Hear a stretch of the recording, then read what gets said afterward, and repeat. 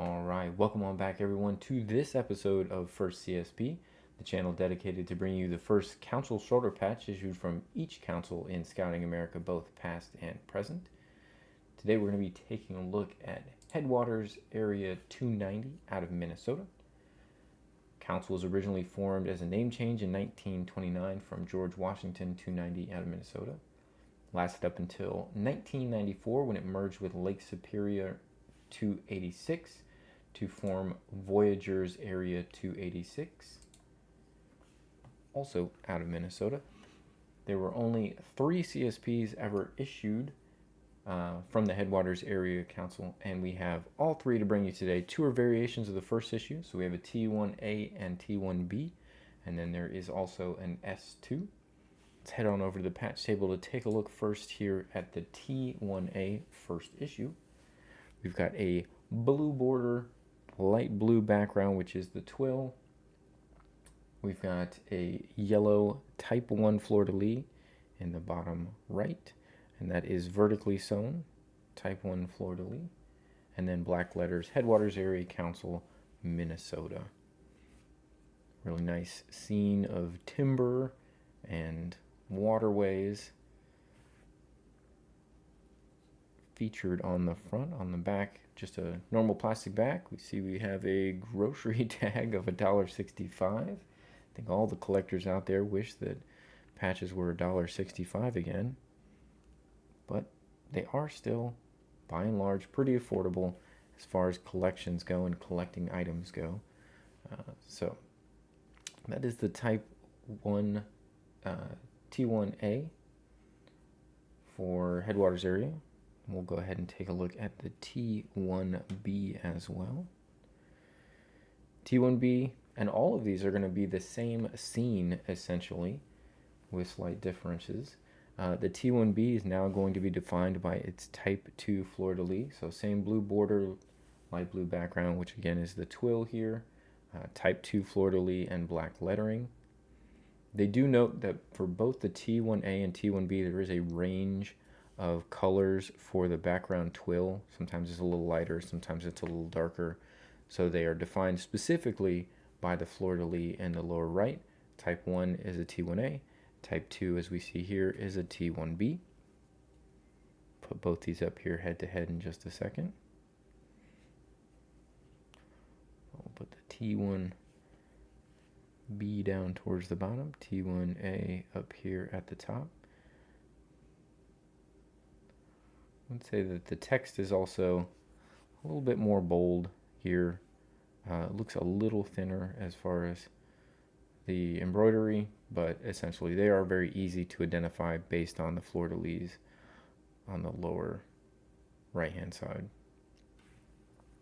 And then the next patch that was issued is the S2, last one out of Headwaters.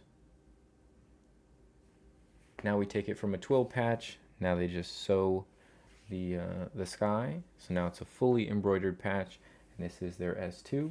It also does have a Type 2 fleur-de-lis, and the one difference is we've now added the duck. So we now also have the duck.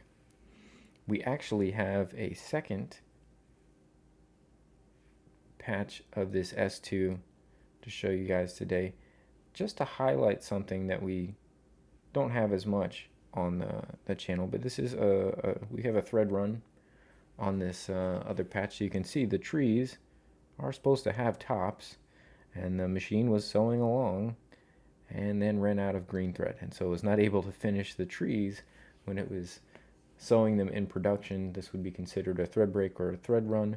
It is not an error as we consider errors for collection. Error is when something was, a CSP was ordered by a council, and what they get back that was produced is not what they intended. So, for example, the Sioux Council episode that we did previously, which you can go back and take a look at, they wanted blue sky, and it was put on a white twill.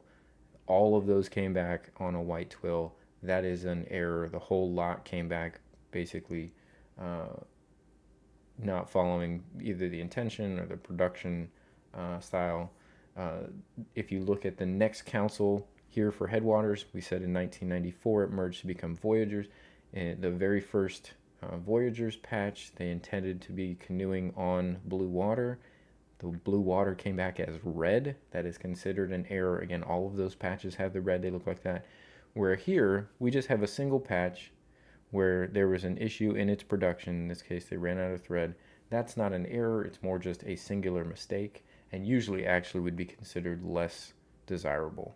Sometimes error patches where a whole production run comes back a mistake might be worth more depending on how many were produced. But things like this, thread runs and thread breaks, are often listed in sales as being an error, quote unquote. It is not what we in the collection community consider to be an error. An error is very specifically when the whole order came back wrong because they didn't follow the intent or the instructions or whatever happened. Miscommunications, misspellings on all of the patches. Those are errors.